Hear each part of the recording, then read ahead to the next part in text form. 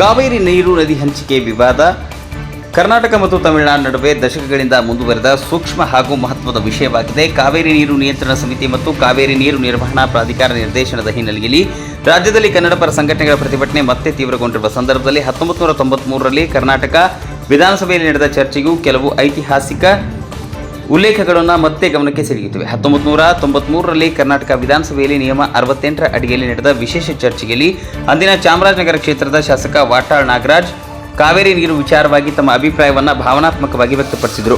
ಕಾವೇರಿ ನೀರು ವಿವಾದ ಸಂದರ್ಭದಲ್ಲಿ ಕರ್ನಾಟಕದ ವಿರುದ್ಧ ವಿವಿಧ ಹಂತಗಳಲ್ಲಿ ಪಿತೂರಿ ನಡೆದಿವೆ ಎಂಬ ಅನುಮಾನ ಅವರು ಸದನದಲ್ಲಿ ಪ್ರಸ್ತಾಪಿಸಿದರು.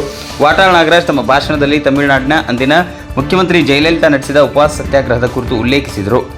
ಉಪವಾಸ ಸತ್ಯಾಗ್ರಹಕ್ಕೆ ವಿವಿಧ ಗಣ್ಯರು ಬೆಂಬಲವನ್ನು ಸೂಚಿಸಿದರು. ಪ್ರಸ್ತಾಪಿಸಿ ಮಹಾರಾಷ್ಟ್ರದ ಮಾಜಿ ರಾಜ್ಯಪಾಲ ಸಿ ಸುಬ್ರಹ್ಮಣ್ಯ, ಚಿತ್ರರಂಗದ ಅನೇಕ ಗಣ್ಯರು ಹಾಗೂ ಭಾರತದ ಮಾಜಿ ರಾಷ್ಟ್ರಪತಿ ಆರ್ ವೆಂಕಟರಾಮನ್ ಅವರು ಭೇಟಿ ನೀಡಿದ ವಿಚಾರವನ್ನು ಉದಾಹರಣೆಯಾಗಿ ಉಲ್ಲೇಖಿಸಿದರು. ಈ ಬೆಳವಣಿಗೆಗಳ ಬಗ್ಗೆ ತಮ್ಮ ಅನುಮಾನ ಹಾಗೂ ಅಸಮಾಧಾನವನ್ನು ಅವರು ವಿಧಾನಸಭೆಯಲ್ಲೇ ವ್ಯಕ್ತಪಡಿಸಿದರು.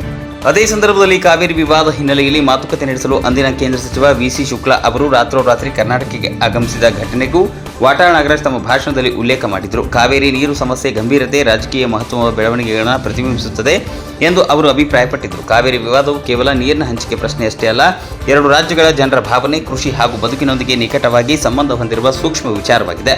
ಕಳೆದ ಹಲವು ದಶಕಗಳಿಂದ ನ್ಯಾಯಾಂಗ ಮತ್ತು ಕೇಂದ್ರ ಸರ್ಕಾರ ಹಾಗೂ ವಿವಿಧ ಪ್ರಾಧಿಕಾರಗಳ ಮಧ್ಯಸ್ಥಿಕೆಯಲ್ಲಿ ಈ ವಿವಾದ ಪರಿಹಾರಕ್ಕಾಗಿ ನಿರಂತರ ಪ್ರಯತ್ನಗಳು ನಡೆದಿವೆ.